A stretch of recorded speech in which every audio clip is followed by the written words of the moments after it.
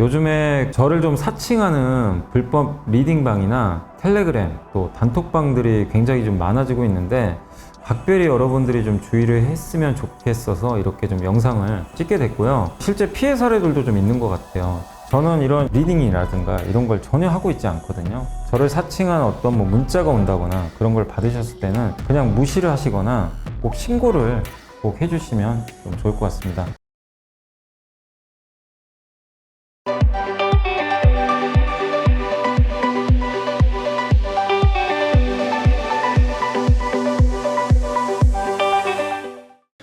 네, 안녕하세요. 이베스트 투자증권 염승원 이사입니다. 자, 오늘 2023년 8월 24일 시장 함께 읽기 시작하겠습니다. 오늘 장이 방금 끝나서 제가 오늘은 장 괜찮았죠. 그래서 한번 정리해드리고 이따가 오늘 일단 해드릴 거는 근데 오늘은 좀 죄송한 게 제가 타이핑을 해놨는데 중간에 한 3분의 2가 날라가 버렸어요.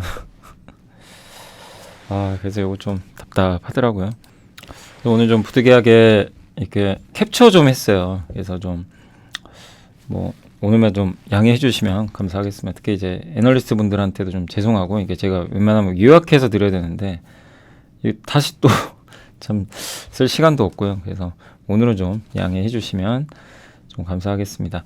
그래서 인텍플러스, 토비스, 하나오션, 풀무원 또 AI 반도체 오늘 엔비디아 이슈가 있어서 그 다음에 건기식 건강기능식품 그 다음에 엔비디아 실적 발표에 따른 시황 그 부분 하고요. 그 다음에 이제 한국의 정책 금리가 그러니까 한국보다 금리가 낮은 국가들이 있어요. 그 나라들 자금 유출되는 거 아니냐? 근데 그런 건 아니라고 합니다. 그래서 우리나라 계속 금리 인상은 안 할 것 같고 중국 정부 요즘에 어렵죠. 이제 그 부분하고 전의 전장 이제 전장 부품입니다. 우리가 이제 많이 공부하고 있죠. 전장도 나중에 이제 함께 배우기 시간에 한번 이제 정리해 드릴게요. 우리 사실 공부 다 했어요. 보고서 보면서. 근데 그거 한번 더 정리해 드리겠습니다. 그리고 거기에 있던 기업 중에서는 삼양.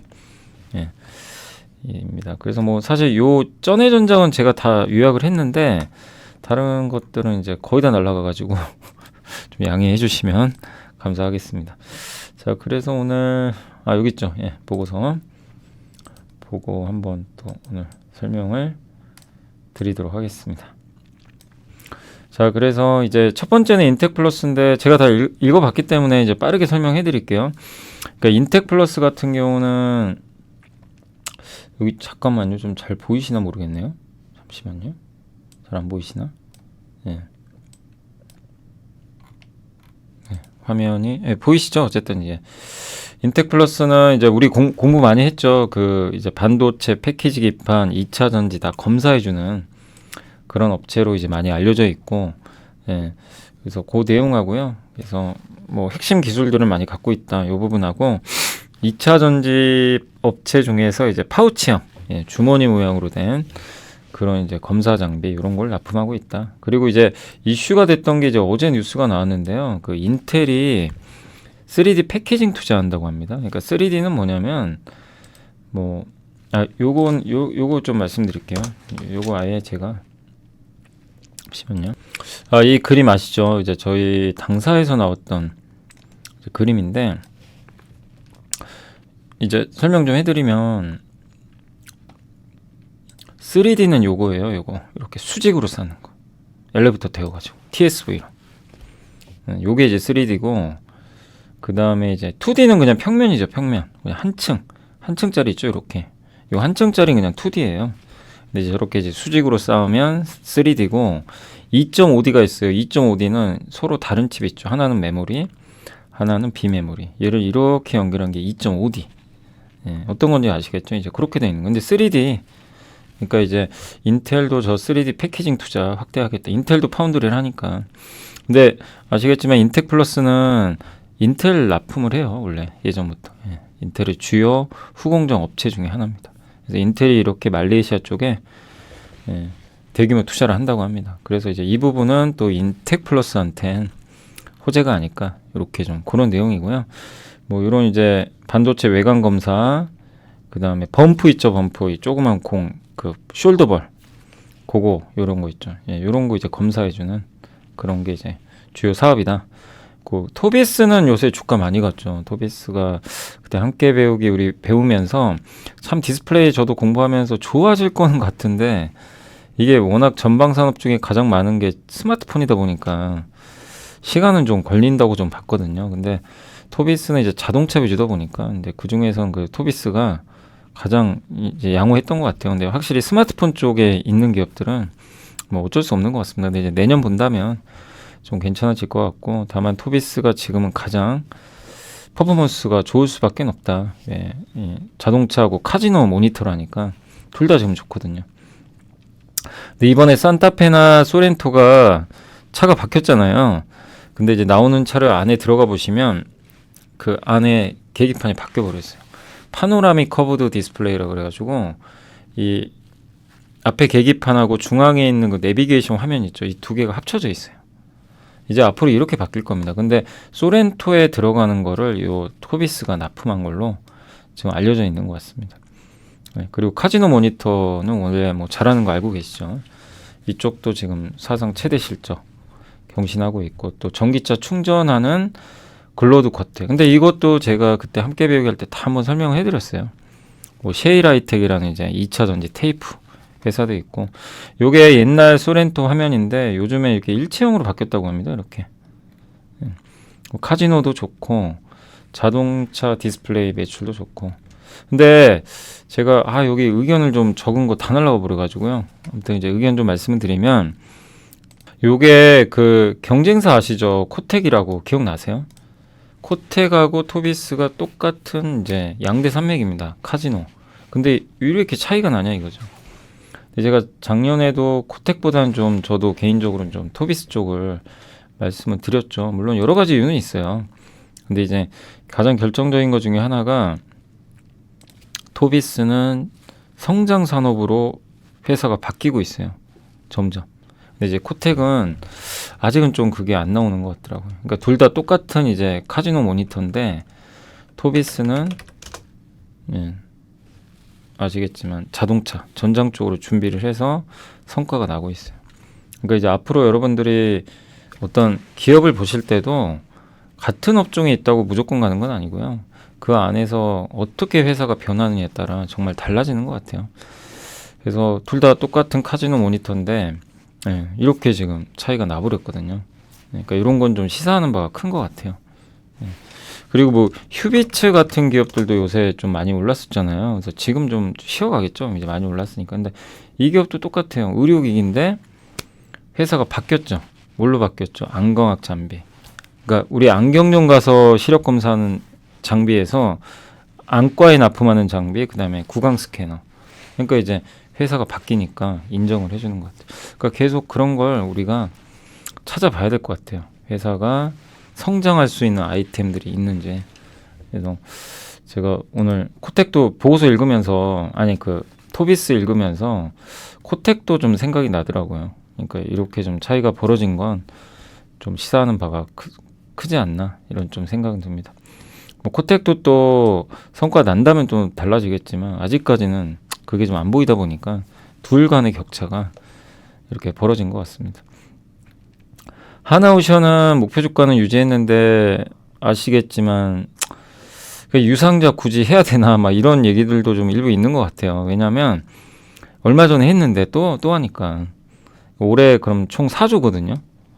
유상자. 그리고 지금 시가총액이 지금 유상자 하게 되면 끝나면 현대중공업보다 더 커진대요. 그만큼 이제 고밸류가 되는 거고 주식수 그러니까 자본 주식수 주당 순이익인데 주당 순이익 29% 감소합니다. 주당 가치 떨어지는 거예요. 왜냐면 주식수가 늘어나니까. 그렇지만 이제 적정 주가 유지했는데 투자 의견은 홀드입니다. 중립. 왜냐하면 지금 목표 주가보다 주가가 더 비싸요.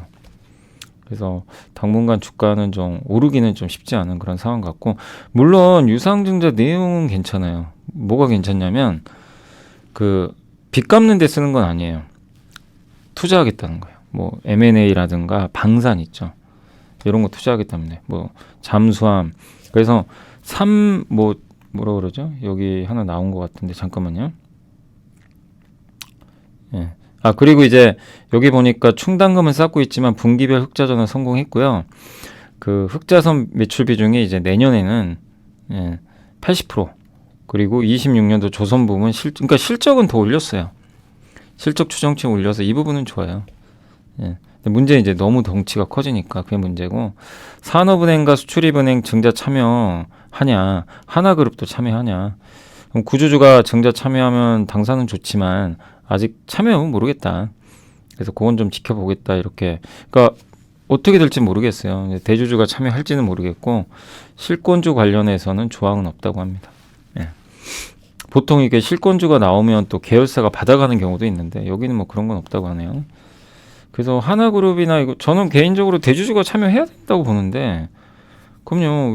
왜 소액주주만 뭐 하는 건 좀 그렇잖아요. 당연히 대주주도 참여해야 되는 것 같긴 한데 그래야 공평하죠 사실 소액주주나. 근데 어떨지는 모르겠네요. 예. 그리고 유상증자 대금 중 일부가 수출입은행, 연구체 상환에 사용되는지. 왜냐하면 저게 이제 만약에 대주주가 이렇게 참여를 안 하게 되면 개인 주주들이 다 참여하기는 어렵거든요. 사실. 그럼 실권주가 발생할 수도 있는데 좀 지켜봐야 될 것 같습니다. 예. 그리고 연구체 상환에 사용 안 되고요. 그 다음 방산 쪽을 늘린대요. 그래서 2030년에는 방산이나 이런 특수사업부가 30%. 예. 그리고 3단계 맞아요. 그러니까 공장을 만드는데 3단계로 잠수함 있죠, 잠수함. 요거 이제 하겠다는 거예요. 28년 하반기 목표로. 현재 특수선 야드는 3단계가 완료되면 잠수함 전용 공장이 된다. 해상풍력 설치선도 뭐 약간 한다라는 뭐 이런 뉘앙스 같긴 한데 미국에는 못 판대요. 법 때문에. 그래서 미국에서는 못 팔고 근데 미국 제외한 시장이 이게 방산 참여 가능 시장이 한 300조가 된다고 합니다. 그러니까 방산과 관련된 선박이요. 그게 300조 원. 미국 제외해도. 예.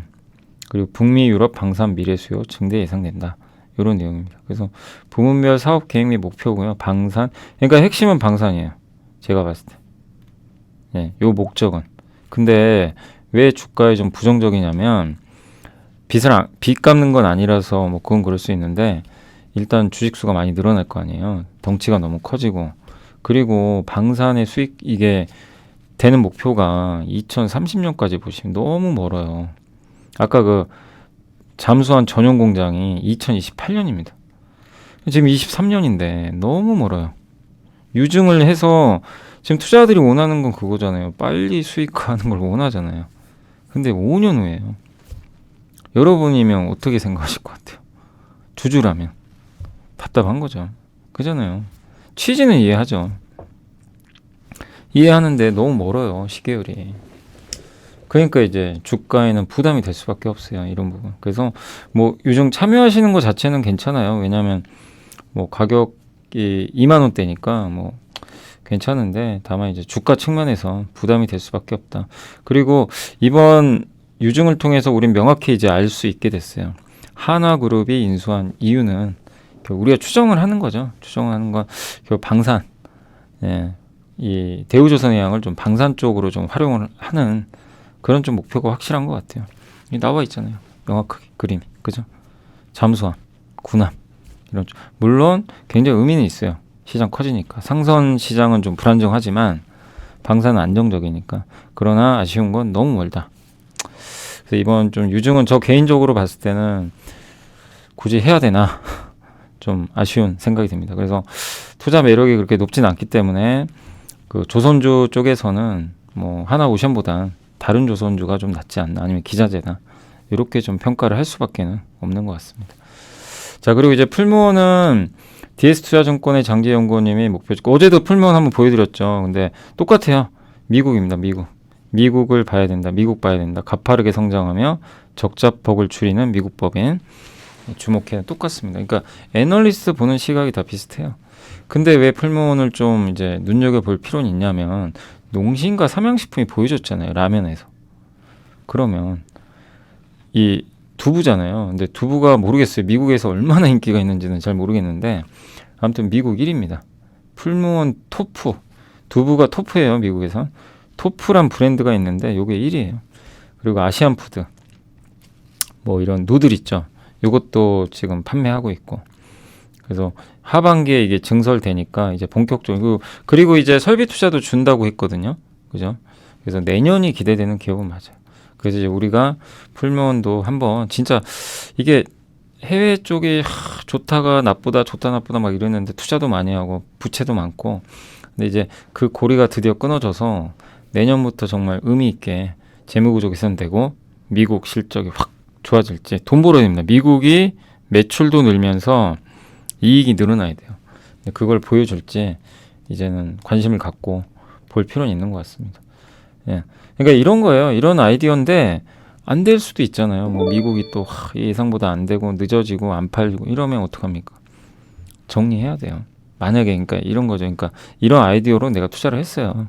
내년까지 보고 안 맞았어요. 결국 애널리스트의 이런 전망도 있었고 뭐 투자하신 분도 이렇게 생각을 해서 했는데 만약에 안 맞았다 그러면 어떡하겠습니까?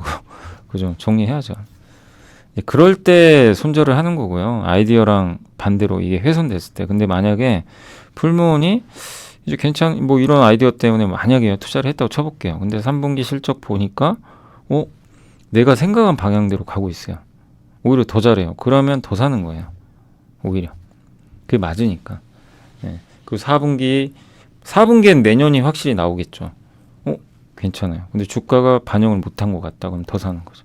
그런 식으로 계속 검증하면서 네, 하는 게 투자라고 좀 생각해 주시면 되겠습니다. 그러니까 뭘 봐야 되는지 명확하게 아시겠죠. 요게 풀무원의 토프래요. 요겁니다. 요게 이제 미국에서 1등하는 두부라고 보시면 좋겠고 요런 이제 식물성 지향 식품 전문 브랜드라고 합니다. 요게 이제 두부 공장이고요. 그다음 요게 아시안 누들. 그래서 누들 매출액이 이렇게 미국에서 늘고 있다고 합니다. 자, 그리고 이제 AI 수요 강세 D램 단가 차별화 전망인데 SK증권의 한동희 연구원님이 AI 수요 강세를 이제 바라보는 관점은 물량보다는 단가다 이렇게 보고 있는 것 같고 지금 AI양 HBM 오늘 뭐 엔비디아가 실적이 너무 잘 나왔죠. 예, 정말 깜짝 놀란 실적이 나왔습니다. 그래서 D램 3사의 주요 수익성은 AI 사이클이 도래한 이후로는 과거와 다를 것 같다. 네, 그리고 가장 성능이 좋은 이제 엔비디아 HBM3 요거 아마 하이닉스가 준비하는 걸로 알려져 있죠. 내년 2분기에 아마 이거 채택할 것 같고요. 그래서 반도체 비중 확대고 전방 수요 회복세는 좀 더디지만 그러니까 모바일이 안 좋으니까 다만 그 감산했고 공급을 늘리진 않을 거예요. 수요가 살아날 때까지. 그래서 업황은 바닥이라고 보는 게 맞고요. 예, 더 나쁠 건 없습니다. 미국의 제조 경기도 거의 바닥이고 그리고 HBM3 시장을 선점을 했고 이 전환 속도가 가장 빠른 게 하이닉스죠. 그래서 가장 앞서가고 있고 그 다음에 이제 HBM3 시장 진입 기대감 4분기부터 아마 진입할 것 같아요. 삼성전자 선호한다. 뭐 그런 내용입니다. 하이닉스의 생산 능력입니다. 그래서 계속 이렇게 늘어나니 뭐 그만큼 수요가 있다는 얘기고 이번에 실적이에요. 이거 올해 3분기 전망이거든요. 예상을 여기로 해놨는데 시장은 여기를 말해버렸어요. 어마어마한 거죠. 그리고 128% 내년 성장하고요. 종류는 HBM3가 제일 많아지고 가격은 HBM3가 제일 비싸죠.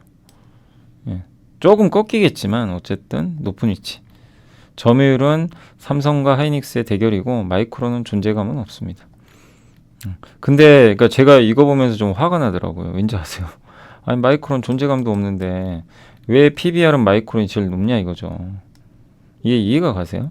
마이크론 PBR은 제일 높아요. 미국에 있다고. 이게 말이 됩니까? 아무리 그래도. 예. 그러면 삼성전자는 정말 저평가된 거죠. 어떻게 따지고 뭐가 잘못된 거죠 지금.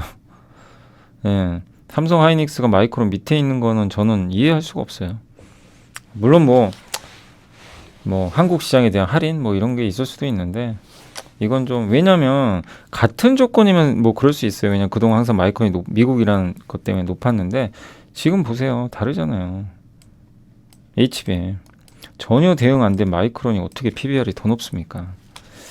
이거는 뭔가 좀 저 개인적으로 그래요. 좀 잘못됐다 이렇게 생각하고 있습니다. 자, 현대차증권의 박준영 연구원님은 엔비디아 확실히 H100 수요 좋다 언급을 해줬고요. 최신 반도체죠. 그리고 생성형 언어 모델 오늘 네이버가 클로바 X 발표했죠. 예. 그래서 오늘 주가 급등했고요. 예, 뭐 반응은 괜찮지 않나 하는 생각은 듭니다. 주가 오르는 거 보면. 그리고 글로벌 빅테크들의 생성형 AI 투자 의지가 강력하고, 이건 삼성 SDS도 오늘 올랐어요. 그래서 얼마 전에 우리 실적 발표한 거 보여드렸죠. 거기서 삼성 SDS도 AI 생성형 언어 모델 이거 한다 언급을 했고, 확실히 시장은 이제 이쪽에 많이 관심을 가져가는 것 같습니다. 그리고 A백과 H백이 있는데 확실히 H백이 2배 정도 더 비싸고요. HBM3E 탑재한 게 GH백이라고 또 있어요. 엔비디아 거. 요것도 더 비싸다고 합니다. 예, 이게 이제 최고 성능인데 요게 내년 2분기에 나온다라고 언급을 한 것 같습니다. 그래서 오늘 반도체 조금 이제 우에 밀리긴 했지만, 예, 반도체에 대해서는 내년까지 계속 좀 좋은 사이클 나오지 않을까 이렇게 보고 있습니다. 자, 그리고 DS투자증권의 장재용 원이면 건기식 건강기능식품 참 안 좋았는데 일단 이제 좋아지고 있다. 주요 건기식 그러니까 브랜드 회사들이요, 우리나라 건강기능식품 ODM 회사들의 주문을 좀 넣나 봐요. 그래서 해외 실적 비중이 좀 늘어나고 있다고 합니다. 그래서 코스맥스, MBT, 콜마, B&H, 노바렉스 3사거든요. ODM. 이 회사의 합산 실적이 뭐 올해 14% 증가할 것 같고, 수출 비중도 합산 전체 해외 실적 비중도요 27.4에서 42.5까지 한 4년 만에 확대가 된다고 합니다. 근데 왜 해외 업체들이 우리나라를 이렇게 선택하느냐? 이유는 첫 번째가 지리적 이점. 중국과 가깝잖아요. 그리고 만약에 선진국에서 이렇게 만들어서 가면 물류비 비싸죠. 그게 첫 번째고, 두 번째는 능력이 좋아요. 예. 신속한 제품 제조 능력, 오래 기간 쌓아온 신뢰도. 예. 이 부분이 상당히 우호적으로 작용하는 것 같습니다. 예. 그리고 마지막은 제품화 능력. 그러니까 주문받아서 단지 만들어주는 것뿐만이 아니라 개별 인정형. 이 ODM 회사들만 갖고 있는 레시피가 따로 있어요. 고유의. 그거는 특허로 보장받습니다. 근데 그런 것들이 있으니까 신제품 개발할 때 저 브랜드 회사랑 같이 할 수가 있는 거죠. 도움을 줄 수 있는 거죠. 그래서 이렇게 우리나라에 주문이 좀 들어오고 있다. 이 내용이고, 코스맥스 MBT는 이제 해외 실적 비중이 엄청납니다. 66이나 되고요. 콜마가 좀 아쉬워요. 35에서 36밖에 안 됩니다.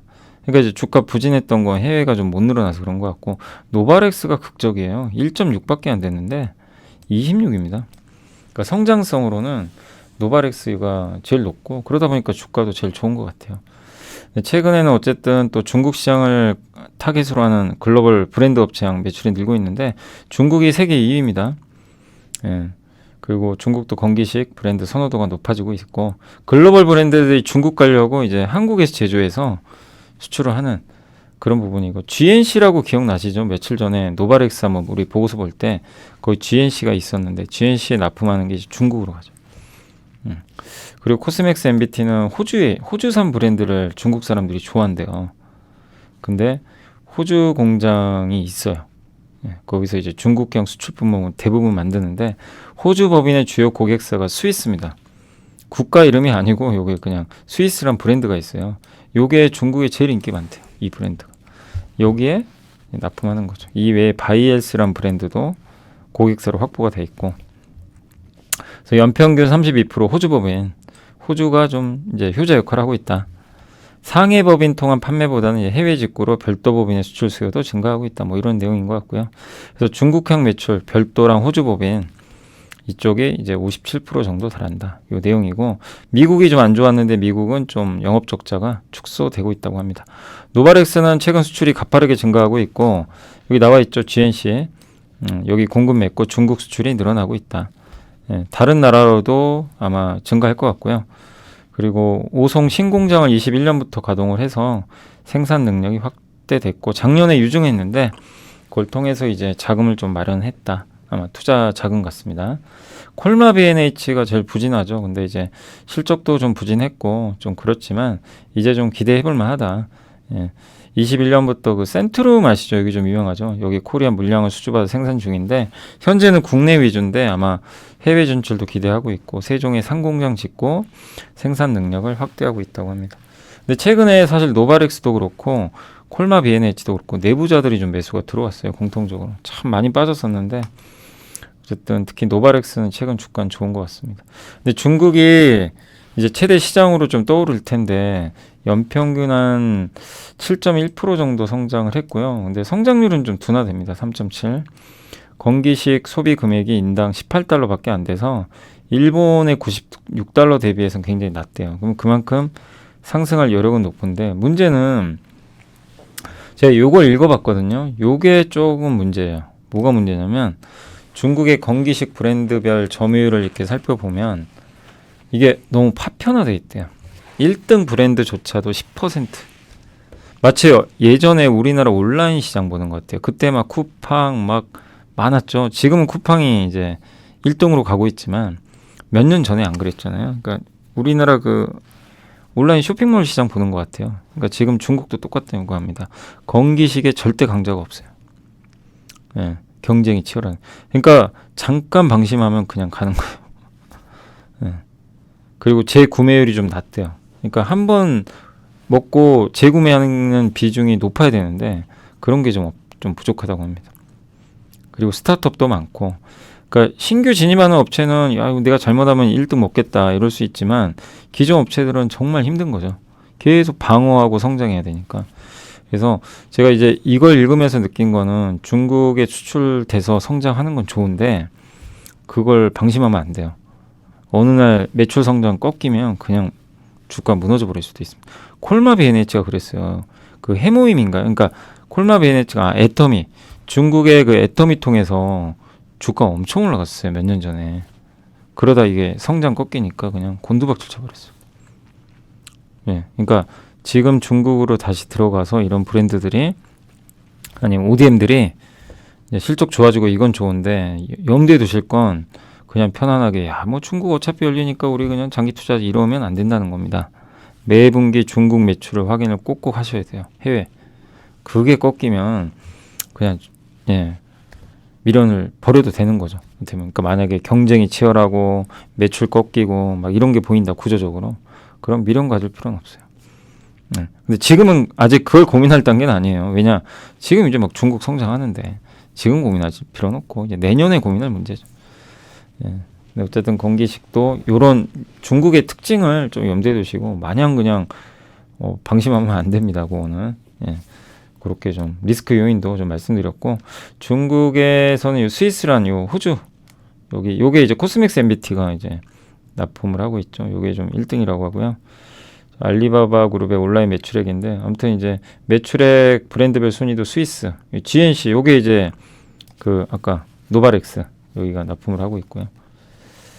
그 다음에 중국 내 인기 호주 브랜드 스위스 요게 중국에서 인기가 제일 많대요. 저 사실 이 브랜드는 저도 좀 생소해가지고 세계적인 건강 기능성 식품 브랜드라고 합니다. 그래서 쇼클립도 있는 것 같고 그래서 관심 종목으로는 코스맥스 MBT하고 노바렉스를 좀 제시를 해주셨고 노바렉스는 목표 주가를 올렸습니다.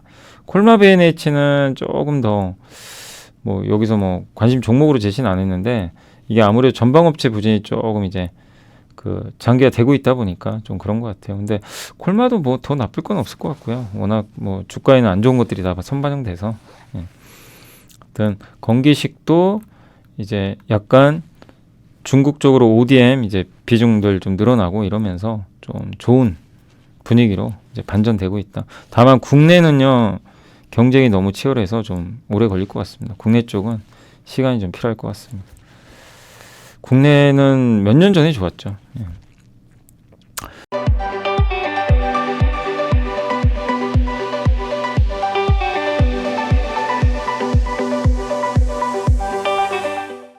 탑다운에서 엔비디아인데 이건 이제 KB의 이은택 연구원님이 써주셨고 엔비디아 좋은데 퀄컴 안 좋죠. 왜?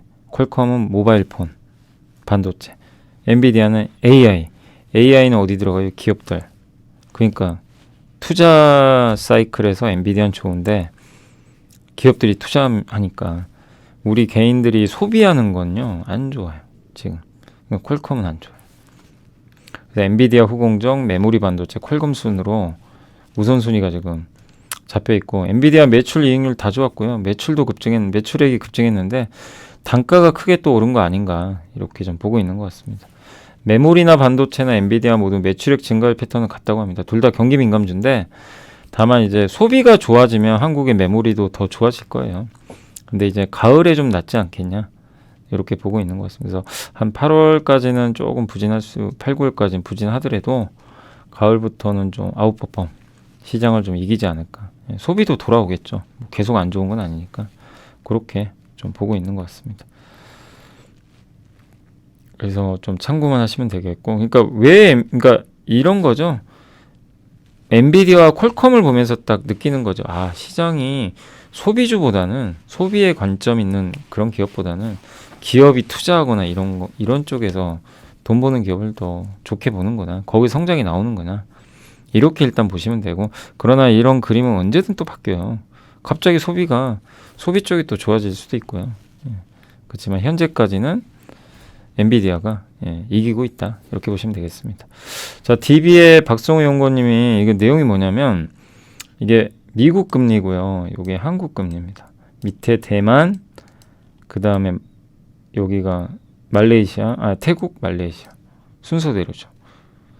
우리나라가 미국하고 많이 벌어져 있어요. 근데 이 나라는 더 낮아요. 그러면 이 나라에서 돈 빠져나가냐? 이제 그걸 본 거예요. 근데 보면 이제 소비자 물가 상승률은 다 꺾였습니다.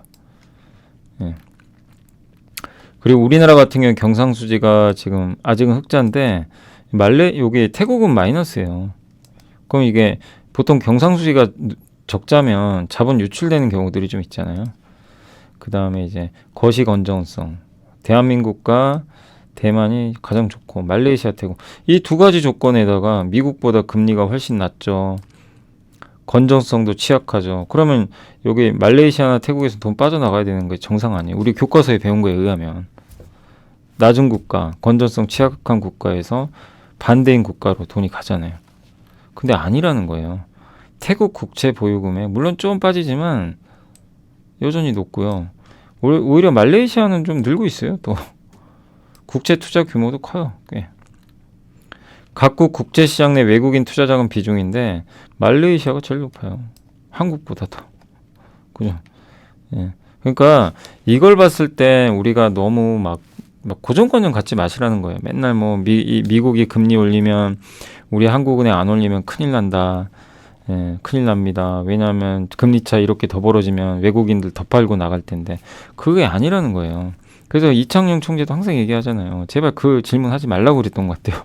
하도 많이 물어보니까 그거 괜찮다. 우리나라 큰 영향 안 받는다. 근데 이건 우리나라만 그런 게 아니라 우리나라보다 더 훨씬 지금 안 좋은 그런 이제 지금 분위기들이 있잖아요. 여기 말레이시아나 태국 이쪽에서도 돈이 안 나가는데 우리나라에서 뭐 그럼 미국이 더 올려고 한국이 안 올리니까 뭐 돈 빠져나간다. 그 논리는 안 맞는 거죠. 어떻게 보면. 그래서 금리차 너무 벌어지는 걸 너무 염려할 필요는 아직은 없다. 이렇게 말씀드리고 싶고, 그래서 절대적 기준은 아니고 그 나라의 상황에 맞게 뭐 외국인도 판단을 하는 거예요. 금리차가 다는 아니에요. 그래서 이제 이분 의견도 그렇고 저희 이베스트 의견도 똑같아요. 저희 이제 이베스트 리서치 의견은 한국은행은 금리 안 올릴 거고요. 그리고 미국보다 먼저 금리 인하할 걸로 좀 보고 있어요. 약간 일단은. 근데 또 바뀔 수도 있지만 여기도 좀 약간 미국보다 정책 금리가 먼저 인하될 가능성도 배제할 수 없다. 이런 좀 내용이니까. 그러니까 왜 한국은행이 뭐 이게 올려야 되는 거 아니냐 이런 시각도 있어요. 미국이 자꾸 올리니까. 근데 다른 나라랑 비교해 봤을 때는 그럴 이유는 없는 거죠. 그리고 오늘 이제 한국은행 금통이 열렸는데 금리 동결했고요. 다만 조금 부정적인 건 뭐냐면은 중국이 생각보다 안 좋대요. 그래서 좀 우리나라 경제가 조금 더 좀 약간 오래 걸릴 것 같아요. 좋아지는데 약간의 시간은 더 필요해진 것 같습니다. 그러니까 이제 중국이 예상했던 것보다 훨씬 안 좋은 거죠. 그 부분은 조금. 근데 그러기 때문에 더더욱 금리를 올릴 수가 없어요, 지금 상황이. 그래서 당분간 계속 금리 동결 쪽으로 보시면 되겠고.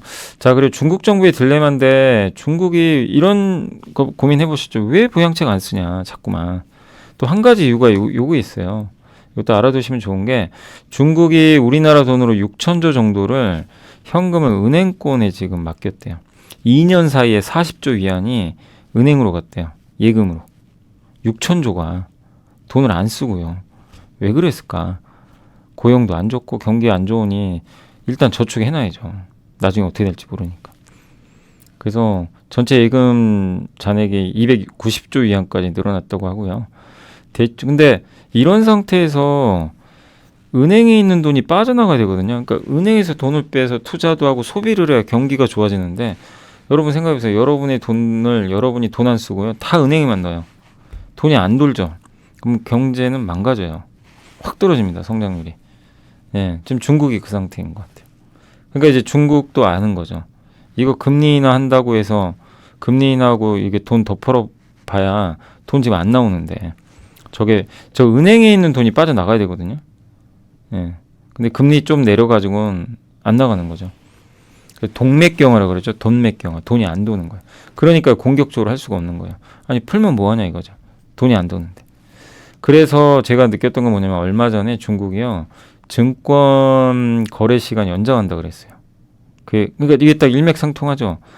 은행에서 돈을 빼야 돼요. 그러면 그 중에 하나가 뭐죠? 은행 돈을 빼서 투자하게 만들려면 주식시장 부양하면 돼요. 일본은 하잖아요. 일본은 그래서 PBR 1배 이하인 기업들 반성문 써와라 이랬잖아요. 예, 얼마나 좋습니까? 예, PBR 1배 이하. 예, 그럼 이제 올리려고 노력해야죠. 주주가치라도. 우리 한국도 좀 그러면 좋긴 하겠지만, 예, 또 한국은 또 상황이 다르니까. 근데 어쨌든 이제 그런 게 하나 이제 부양이거든요. 주식 부양을 한다는 얘기는 은행에서 돈 빼라는 얘기예요. 은행에서 돈 빼서 소비도 하고 투자. 얼마 전에 단체 관광 풀어준 것도 비슷한 맥락인 것 같아요. 단체 관광 풀고 돈 좀 써라. 은행에만 넣어놓지 말고 아니면 외국에라도 가서 쓰고 와라. 약간 이런 느낌도 있는 거 아닌가. 그런 또 생각도 좀 들긴 합니다.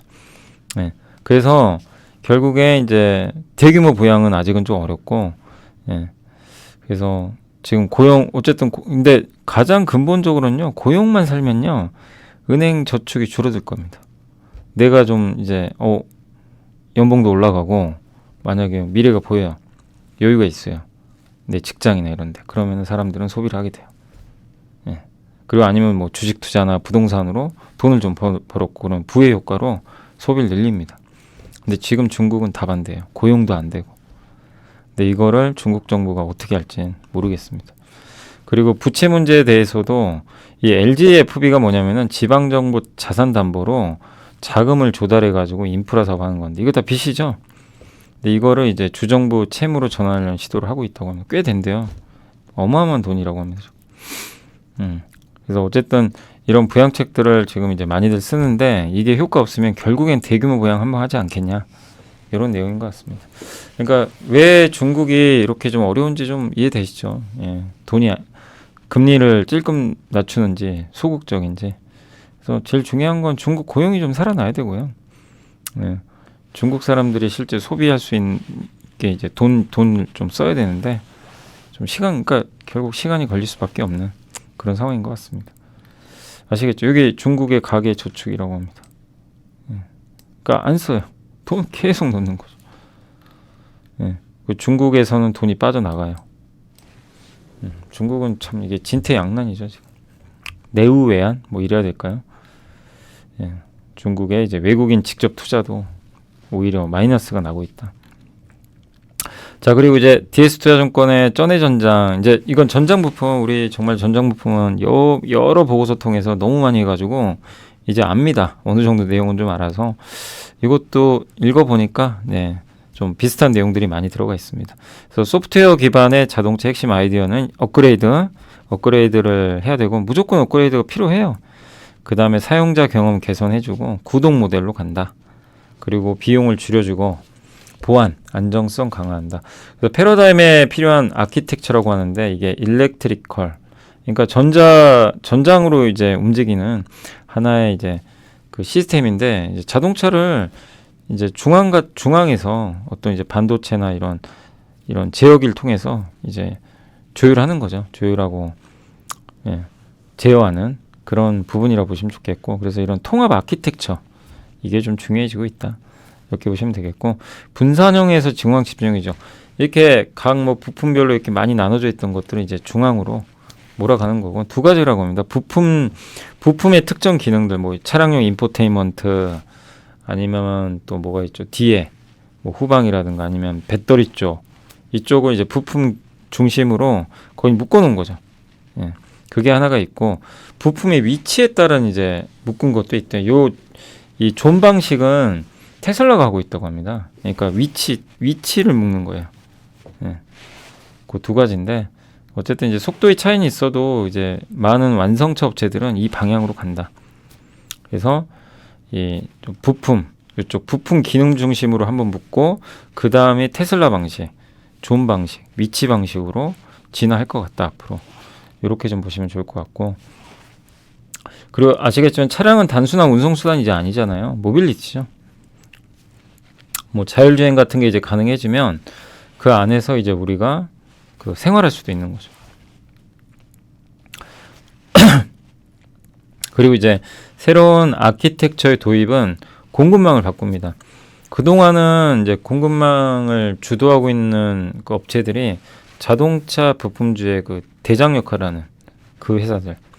뭐 예를 들면 뭐 덴소 같은 회사들 이런 기업들이 이제 대장 역할을 했는데 이게 바뀌고 있죠. 지금은 이제 소프트웨어 기업들이. 예. 그래서 소프트웨어를 통제하거나 이런 기업들의 가치가 올라갈 수밖에 없고요. 그리고 부품도 구성품이 많이 바뀌죠. 내연기관 3만 개인데 전동화는 1.9만 개. 엔진은 아예 없어지고요. 그래서 구동 모터, 제동 장치, 음향 차량 경고. 저 음향 차량 경고가 뭐냐면요.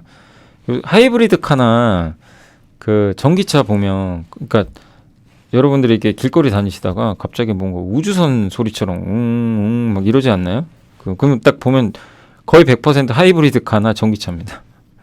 예. 가끔 수소차 한 번씩 보이고. 왜냐하면 여기는 엔진이 없기 때문에 소리가 안 나요. 차에. 일부러 넣어요, 소리를. 일부러 소리를 좀 내줘야 된다고 합니다. 예. 왜냐하면 이게 사람이 모를 수도 있으니까 이 보행자가. 그래서 그런 걸 이제 내주는 거죠. 예. 이제 의도된 소리죠. 그래서 그런 게 들어가게 되고 모터 2차 전지, 뭐 인버터, 뭐 이런 것들. 그리고 전장시장 진입은 이제 전기전자 업체들한테는 기회죠. 자동차가 전자가 되니까. 그래서 LG전자, 삼성전자가 하만 인수했고 삼성전기가 MLCC. 또 카메라 회사들 뭐 많죠.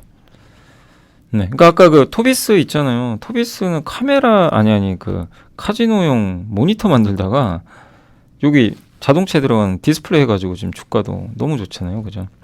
그러니까 이제 그런 회사들이 새로운 시장에 이제 들어오는 거죠.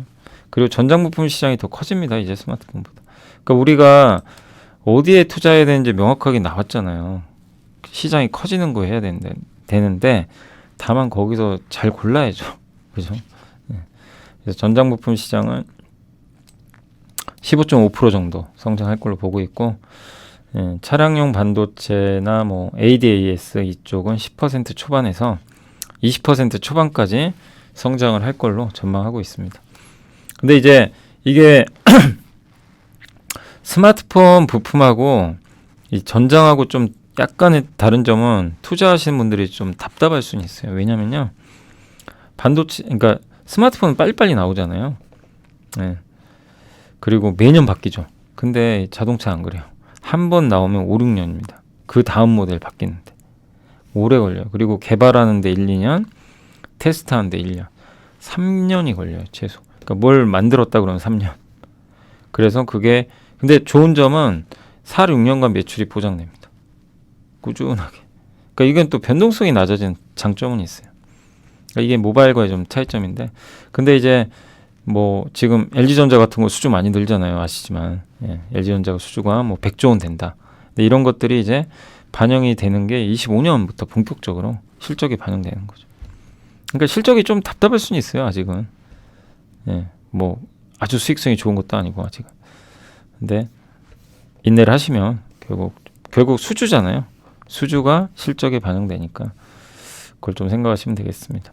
아무튼 최선호주는 스마트 콘덴서랑 토비스, 관심 기업은 LG전자, MC넥스, 텔레칩스, 퓨런티어, 삼성. 이 기업도 우리 다 합니다. 다 공부했어요. 이 중에 요거 하나 빼고. 이거 모르시죠? 저도 생소합니다. 그래서 요것만 설명드릴게요. 우리 다 공부했던 기업들입니다. 요게 이제 통합, 예, 아키텍처라고 합니다. 이렇게 도메인 아까 배웠죠. 이게 그러니까 지금 자동차는 이렇게 그 반도체나 이런 이제 기능 제어하는 게 각각 다 따로 국밥이에요. 보이시죠? 너무 많죠, 막 여기저기. 근데 이제 부품 중심으로 이렇게 묶어놓은 거예요. 몇 개로. 근데 여기는 이제 위치 중심. 예, 위치 중심을 더 이제 고도화한 거. 요렇게 예, 간다. 저게 이제 아키텍처로 보시면 돼요. 요렇게 그 구조도죠, 구도죠. 이게 오늘날의 이제 플랫 방식이라고 합니다. 중앙에 게이트웨이가 있고 이렇게 그냥 뭐 약간 어떻게 보면 이제 여러 개가 섞여 있는 거고 여기는 이제 부품별로 한 5가지를 묶는 것 같아요. 그죠? 이렇게 거기서 세부화 되는 거고 여기는 이제 지역 방식. 궁극적으로 이쪽으로 아마 갈 것 같아요. 여기가 결국엔 이제 테슬라가 지금 하고 있는 구간이다. 이렇게 보시면 되겠고 그 BMW에 탑재된 인포테인먼트. 예. 아예 뒷자리 이렇게 돼 있네요. 그 다음에 지금 현대차. 요새 현대차 일체형으로 나오죠. 이렇게. 커넥티드카 이런 것들 들어갑니다. 원격 제어, 차량 안전, 차량 관리, 길 안내까지. 무선 통신 서비스 누적 가입해서 그러니까 점점 차는 스마트카, 커넥티드카가 많아질 수밖에 없고 자동차 주요 부품은 이렇게 변하죠.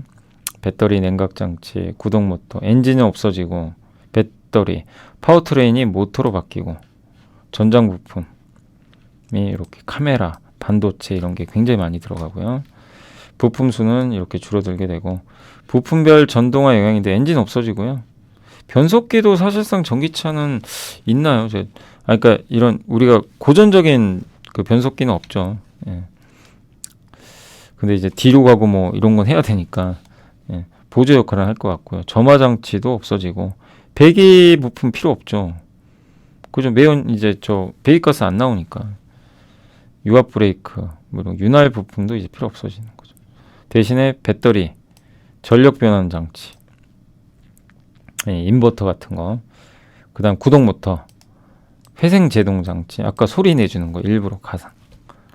요게 이제 밸류체인이라고 합니다. 파워트레인, 모터랑 인버터 하는 회사들.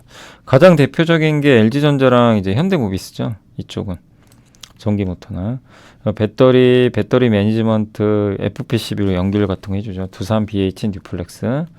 헤드램프는 뭐 SL이 제일 유명하고 LG전자는 이제 오스트리아 자회사 ZKW 통해서 하고 있고요. 공조는 뭐 한온 시스템이 제일 유명하죠. 충전기 원익 PM리, 또 YM텍, 뭐 SK 시그넷, 그리고 충전 장치 이렇게 나와 있고 인포테인먼트는 LG전자, 모트렉스가 가장 유명하고요. 디스플레이 쪽은 아까 그 토비스, 카메라는 뭐 많죠. 다 공부했던 기업이고 수동 부품 MLCC 쪽은 삼성전기, 삼화콘덴서, 아모텍. 요런 이제 밸류체인이 있으니까 참고하시고 스마트폰 시장은 성장을 안 한다가 아니라 하기가 어려운 거죠. 그래서 그 점 염두에 두시고요. 삼형은 뭐 하는 회사냐면 이 중에 포장용 컨덴서 필름 있죠. 컵패시터 필름이라고 하는데 그러니까 컵패시터 뭐예요? 전기를 저장해 놓는 거예요. 그리고 방출시켜주고 우리 D램에 컵패시터 있죠. 전화를 저장하죠. 데이터 저장했다가 뿌려주는 거죠. 그 역할을 하는 거예요. 거기 들어가는 필름이라고 합니다. 근데 필름이 부족하다 그러고요. 그래서 전기차용으로 라인을 요새 바꾸는 추세인데 경쟁사 중에 도레이가 있는데 이게 부족하니까 추가 증설을 언급을 했다고 합니다. 그래서 세계 3위입니다. 도레이가 1위고요. 2위가 오지, 3위가 삼형. 필름이 근데 얇아질수록 수율 문제가 발생한대요. 전기차용 필름은 더 얇아지는데 생산 손실 현상이 발생한다고 합니다. 그래서 공급이 부족한가 봐요. 근데 이제 삼형의 신규 설비가 증설하는데 3년 걸렸대요. 이제 얼마 안 남았어요. 9월입니다. 결실을 맺을 때가 왔고 가격은 무려 44%나 올랐어요. 그러니까 잘한 거죠. 2020년에 증설해가지고 3년 걸렸고 이제 공장 가동 임박했는데 가격은 많이 올라가 있고 아니 이보다 좋은 게 어디 있어요. 경영자 입장에선 좋은 거죠. 예. 근데 만약에 이제 가격이 많이 떨어져 있으면 참 부담되죠. 그래서 이 부분도 우호적인 것 같습니다. 그래서 글로벌 소재나 MLCC 업체들의 러브콜을 좀 받고 있다고 하고 있고요. 내년이 좀 기대되는 그런 기업 같습니다. 그리고 청주 이게 커피스터 필름이래요. 이게 요건 포장용으로 쓰이는 필름이고 요렇게 만든다고 합니다. 예. 근데 다만 올해 실적 기준으로는 비싸요. 퍼 30배고 다만 내년으로 가면은 저평가돼 있다. 내년엔 12배 정도. 그래서 이제 앞으로 체크하실 거 꾸준하게 이제 매출 나오는지. 그러니까 아무튼 삼형도 한번 우리가 또 눈여겨 볼 필요는 있는 것 같습니다. 저도 좀 생소하긴 하거든요. 네, 한번 공부해 보시면 더 좋을 것 같습니다. 자, 일단 이제 여기까지 한번 보고서는 다 보여드렸고, 그리고 전자공시 한번 내부자, 어제 내부자는요, JW 신학 하나 있었고요. 여기 대표이사님이 오텍 아시죠? 오텍 캐리어. 여기가 그 대표이사가 한 4,300만 원 정도 매수가 들어왔습니다. 그리고 윈스 아시죠? 윈스 이 통신 아니 그 윈스가 보안, 예, 디도스 공격 막아주고 막 이런 거 보안 업체인데 여기가 이제 김보현 대표 저번에도 한번 샀던 것 같은데 금액은 적지만 640만 원 정도. 풍원정밀 아시죠? 풍원정밀 OLED 관련주입니다. 그래서 주가 참 안 좋았는데 여기 대표이사가 또 1억 정도 좀 주가도 많이 빠져 있거든요. 근데 좀 의미 있는 좀 매수가 들어온 것 같습니다. 자, 그리고 이제 전자공시 통해서 어제 SFA가 대규모 공급 계약 맺었습니다. 요새 좀 주가 부진했지만 뭐 2차 전지입니다. 2차 전지. 그래서 아마 2차 전지면 보통 SK 쪽에 들어가거든요. 근데 누군진 몰라요. 금액은 꽤 크고 엠플러스 아시죠? 여기는 아예 계약금도 몰라요. 계약 상대방도 모릅니다. 누군지 알 수가 없어요. 근데 엠플러스도 어쨌든 요새 뭐 턴키 방식으로 수주 잘하고 그리고 저번에 우리 실적 한번 봤잖아요. 굉장히 잘 나왔죠, 실적이. 깜짝 놀랐습니다. 근데 이렇게 되면 또 수주가 늘어나면 수주 잔고는 또 늘어날 거고 그래서 계속 좀 괜찮을 것 같고요. 화신이 요새 뭐 실적 때문에 주가가 그냥 폭락을 했는데 일단 좀 바닥은 찍은 것 같고 다만 거기 조지아 법인 주식 취득 결정을 했대요. 조지아 법인이 왜 중요하냐면 거기에 조지아에 현대차 공장 지금 짓고 있잖아요. 근데 여기 아예 써놨어요. 전기차 전용 공장 건설. 이 현대차 얘기죠. 그거 부품 공급하기 위해서 법인 투자한다. 이거는 호재죠. 예, 긍정적으로 봐야 되겠죠. 그쪽에 바로 들어갈 수 있으니까. 그 다음에 IS 동서가 BTS 테크놀로지가 정확히 무슨 기업인지 모르지만요. 슬로바키아에 있대요. 이 회사 주식 취득 결정했다고 하면 374억. 한마디로 설비 투자한 거예요. 근데 목적이 뭐냐면 폐배터리 재활용 사업 포트폴리오 강화. 유럽에다 이걸 짓겠다는 거예요. 폐배터리 재활용 요 부분을 하겠다는 것 같아요. 그래서 이 부분은 IS 동서 어제 그래 주가 많이 올랐더라고요. 얘는 긍정적이지 않나. 여기에 폐배터리 사업이 이제 유럽 쪽까지 확대가 된다면 좀 의미가 있는 공시가 아닌가. 그래서 요런 공시들이 있었으니까 한번 참고해 주시면 좀 좋을 것 같습니다. 자, 이제 시장이 끝이 났어. 한번 시장 좀 잠깐 봐드릴게요. 오늘 종합주가 지수는 일단 오랜만에 정말 너무 오랜만입니다. 급등했고 코스닥 역시 900 다시 넘어갔습니다. 그래서 오늘 좋았고 오늘 외국인 기관 쌍끌이 매수 들어갔고요. 그 다음에 섹터로는 오늘은 뭐 네이버가 강하다 보니까 여기 AI 챗봇 관련주들이요. 좀 급등을 한 것 같습니다. 근데 잠깐만요. 왜 이러죠? 제가 다시 이제 요거 HTS 좀 켜봤는데 잠시만요. 저기 왜 이러죠? 이제 제대로 나오네요.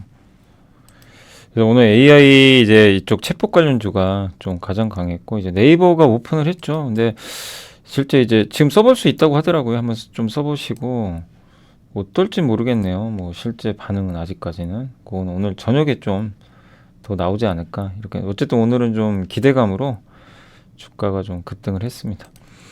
그래서 오늘 AI 이쪽 관련주 전체적으로 다 급등세 보였고 결국 일본이 방류했다고 하더라고요. 그래서 수산주들이 급등했고 로봇 관련주 좀 강했고요. 그리고 인터넷 대표주 뭐 오늘 네이버에 효과가 있었고 카카오는 안 갔어요. 건설기계 쪽이 오랜만에 오늘 좋았습니다. 예.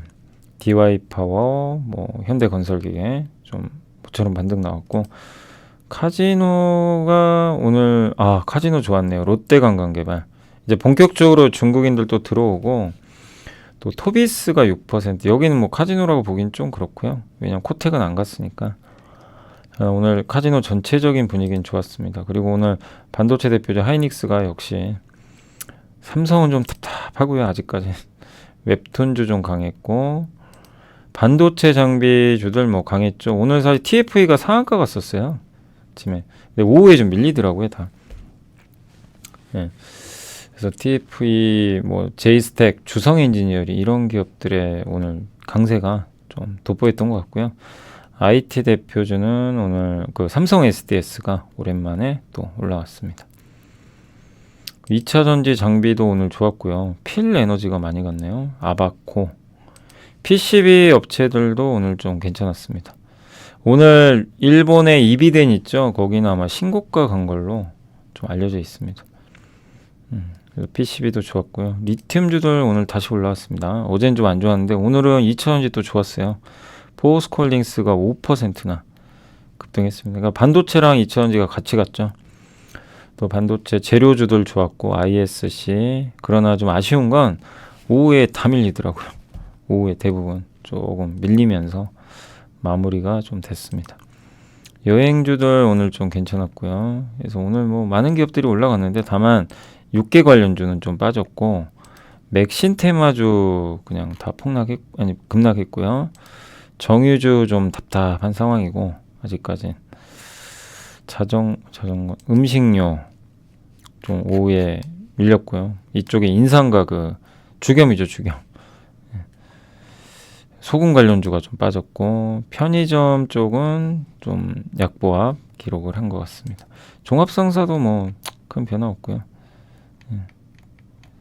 그래서 오늘은 많은 기업들이 올랐지만 오후에 2차 전지가 힘을 좀 냈고 반대로 좀 반도체는 조금 밀리고 그게 특징적이었고 아무튼 양시장 모두 다 대부분의 기업들이 다 반등하면서 끝이 났다. 예, 이렇게 말씀드리겠습니다. 그리고 오늘 미국 국채금리 꺾였고 예, 반도체 엔비디아 불확실성도 해소됐고 오히려 좋게 나왔고 그래서 일단 전체적인 분위기는 이제 단기적으로는 바닥은 찍었죠. 근데 여기서 V자로 가긴 좀 어렵고요.